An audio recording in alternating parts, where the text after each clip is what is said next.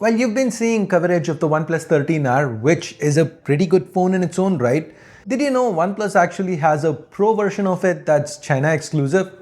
Now, a few weeks back, OnePlus launched two phones in China, the OnePlus Ace 5 and the OnePlus Ace 5 Pro. Now, the Ace 5 is what went global as the 13R with a few changes, of course. The Ace 5 Pro, on the other hand, it remains exclusive to China. So what does this Pro have to offer? Let's unbox and find out in today's video. If this is your first time here, or in case you just can't remember, my name's Ash, you're watching C4E Tech, and if you do end up liking what you see in this video, please drop a like, and if you like watching videos of non-mainstream launches such as this, that's what I do, so subscribe so as to not miss out on my future uploads.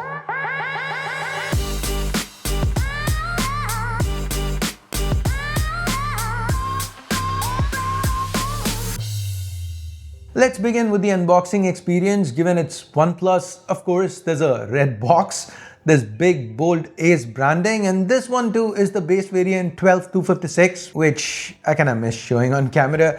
Now, once we open up the box, we have a red Never Settle insert. This houses a leaflet along with a soft case. This is the same case that we saw with the Ace 5. It's got ridges to the back, adds to the grip. I like it. In fact, the entire unboxing experience is very similar here since the Ace 5 Pro, it happens to be a very similar phone. See, visually, there's really nothing between them. They have the same thickness, the same design, the same branding at the same spots. They are nearly identical. Now, I say nearly because technically there are two physical differences. Number one, the Ace 5 Pro is 3 grams lighter than the Ace 5. And number two, the color options. The Gravity Titanium, as it's called, the one that you're seeing here, that's exclusive to the Ace 5. And this Starry Purple, that's exclusive to the Ace 5 Pro. Now, both of them have other color options, black being glass, and like the green with the Ace 5, the white here is ceramic. And ceramic sure is nice, but keep in mind, it's also 14 grams heavier. Now, the back of this purple SKU, it's got the same concentric circles. I really like this design, and it's not just a design. OnePlus actually have 11,000 concentric circles etched onto the glass here. And they're so fine that you don't even feel it when you first touch the phone. But if you're really looking for it, you can notice the insane number of concentric circles etched there. Now, usually I like ceramic, but I gotta say, this purple, in my humble opinion, this is the best looking SKU this time. What do you think? Which of these three looks the best to you? Leave a comment. And while you're down there, also let me know what you'd rate this design on a scale of 1 to 10. Now, given the build and the display are identical to what we saw on the Ace 5, let me quickly cut to a couple of clips from that video. Do note that I've double checked and confirmed things like brightness output, they are identical, they are exactly the same. Now, the glass here, it's Oppo's Crystal Shield. It's the same they've used for the display too. Now, the frame on the Ace 5, unlike on other phones in its price segment, is metal and color matched to the back. Now, the sides are pretty flat and the thickness is about 8 millimeters for all SKUs. Note that OnePlus have rounded off the edges to improve the comfort factor when you hold the Ace 5. Now, to the left, we have the smaller alert slider. The profile changes these days show up around the selfie camera in a dynamic island style. There's an IR blaster up top, there's support for NFC, Wi-Fi 7 and Bluetooth 5.4, though the Type-C port, it's USB 2.0, so no video out here. Now, there is also an IP65 rating for dust and splash resistance. Overall, I feel OnePlus have done a good job here, though the boxy build, it does take a bit away from ergonomics.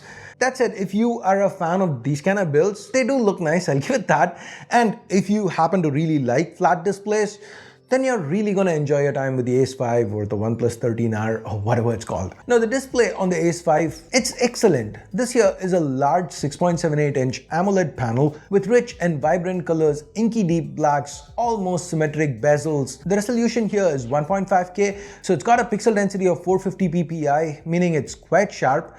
The refresh rate is a smooth 120Hz with 80 LTPO support so that it can vary between 1 and 120Hz as needed.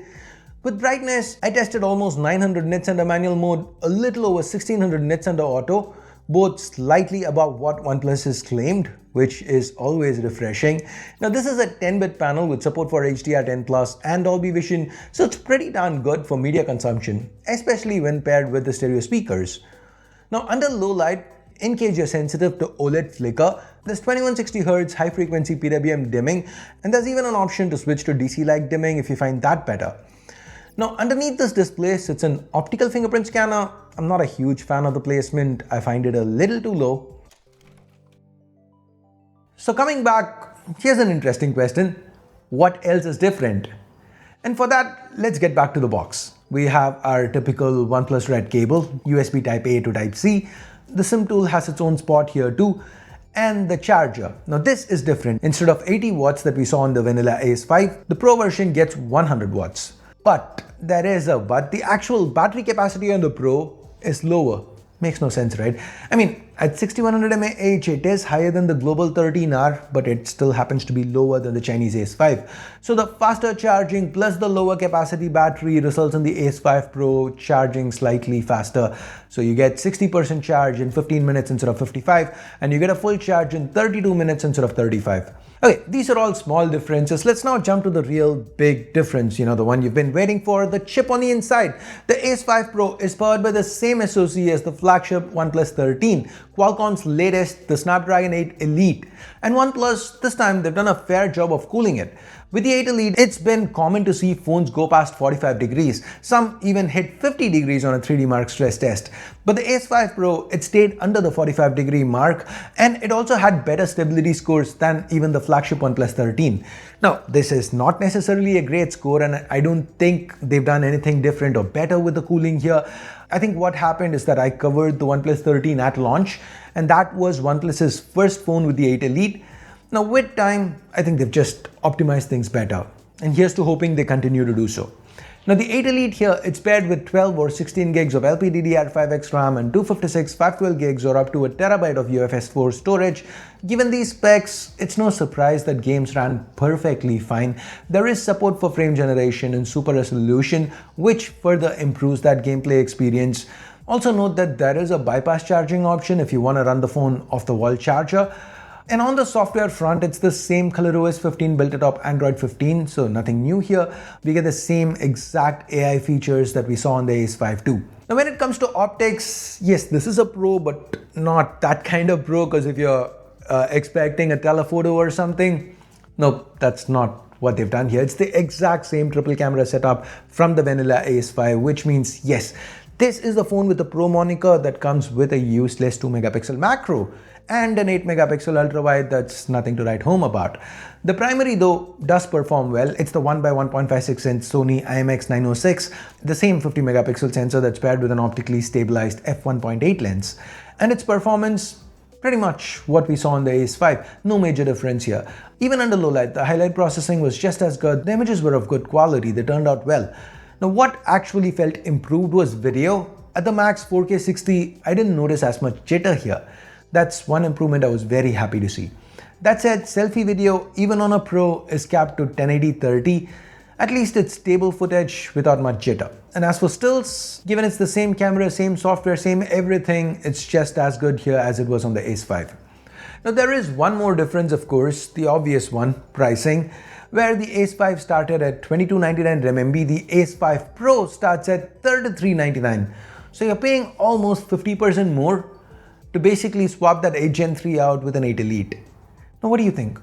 Me personally, I am not too disappointed that this one isn't launching globally. Paying almost 50% more to switch from the 8 Gen 3 to the 8 Elite, to me, it doesn't feel like it's a great deal. I mean, if they'd improve the optics, maybe swap that useless macro out with a periscope telephoto or say added wireless charging for convenience, then it would have been cool. It would have been something I'd have considered. But at this point, I mean, what do you guys think? Do you feel there's too few changes for OnePlus to really call this a Pro? Let me know your thoughts in the comments below. And I guess that's it. Thanks for watching. Ash out.